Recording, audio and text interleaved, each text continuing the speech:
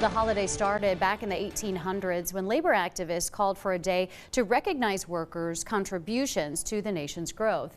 Well, nowadays, Labor Day is known as the unofficial end of summer. But for local union workers, it's a day of significance. News Channel 11's John Janko spoke with a local union president today. He's in the studio with more on the health of Northeast Tennessee's unions. John?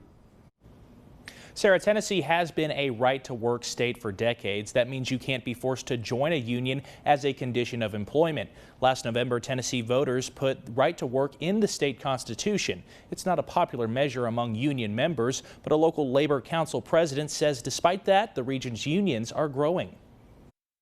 We're growing. We're starting a new class of 16 apprentices this month. The IBEW, they're growing. They're taking in new apprentices. Ken Osborne, interim president of the Upper East Tennessee Central Labor Council, spoke with us at his home union, UA Local 538 in Johnson City. Osborne says Labor Day means a lot more to union workers than most other people. It's to honor all workers, union, non-union, all workers.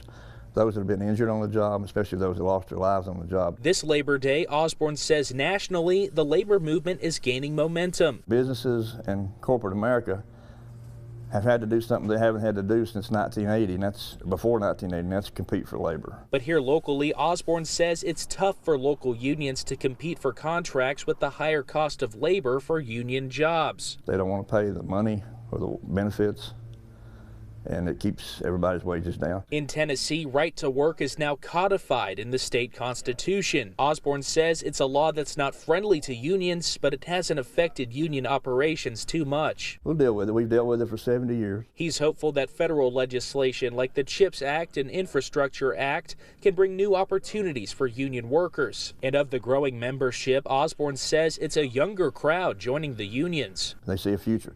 We offer them health insurance for them and their families from day one, good wages. We offer them a defined benefit pension.